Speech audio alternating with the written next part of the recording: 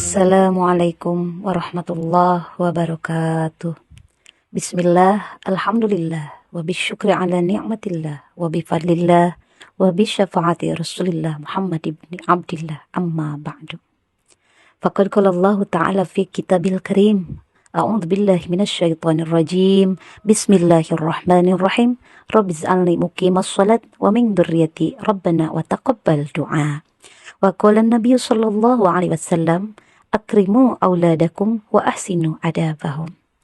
Alhamdulillah, di kesempatan hari ini kita semua masih diberikan panjang usia dan juga sehat. Mudah-mudahan dengan usia kita dan kesehatan kita ini kita gunakan dengan hal-hal yang positif. Alhamdulillah, bersama kami tim penggerak PKK Kecamatan Jatinegara, yaitu akan mengambil tema tentang anak itu adalah amanah, anak pembawa berkah.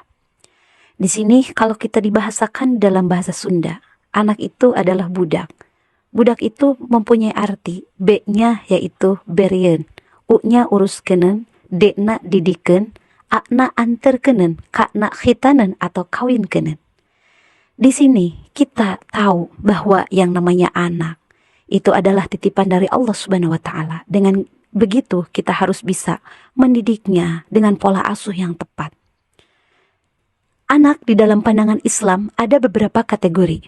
Yang pertama yaitu kita mengambil dari surat Al-Furqan ayat 74. Anak sebagai qurratu a'yun. Yang kedua, anak sebagai zinatul haya. Itu diterangkan dalam surat Al-Kahfi ayat 46. Al-malu wal banunu zinatul haya. Lalu kita selaku orang tua, kita harus bisa mendidik anak-anak kita. Karena apa? Karena kelak anak-anak kita itu akan ditanyakan pertanggungjawabannya oleh Allah Subhanahu wa taala. Apabila kita bisa mendidik anak-anak kita, apabila kita bisa menuntun anak-anak kita kepada jalan yang diridhoi Allah, maka kita akan menjadi orang tua yang bahagia di dunia dan akhirat. Lalu, menurut salah satu ilmuwan, itu ada beberapa kategori pola asuh. Yang pertama, ada pola asuh permisif atau terlalu dimanja. Kita selaku orang tua tidak seharusnya memanjakan anak kita. Karena apa? Karena kalau anak kita terlalu dimanja, dia tidak akan menjadi orang yang percaya diri, tidak menjadi anak yang mandiri. Lalu yang kedua adalah pola asuh otoritatif atau secara demokrasi.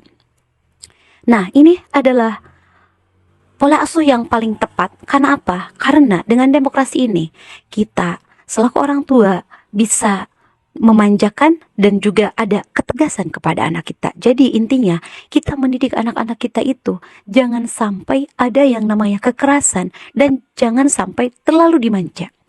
Yang ketiga adalah otoriter. Otoriter adalah pola asuh yang serba diatur. Dengan pola asuh yang serba diatur, anak-anak kita akan tertekan. Lalu yang keempat adalah pola asuh tidak terlibat. Nah, di sini adalah pola asuh yang sangat tidak tepat. Orang tua itu tidak mengurusi, tidak mendidiknya. Ini orang tua yang tidak perhatian terhadap anaknya. Lalu, kategori orang tua ada 3. Yang pertama, orang tua sadar. Yang kedua, orang tua berbayar. Yang ketiga, orang tua tidak sadar. Orang tua yang berbayar bagaimana? Orang tua yang berbayar cukup saja dia dengan uang menitipkan anak-anaknya di yang namanya penitipan anak atau di TK-TK atau di mana saja tanpa apa?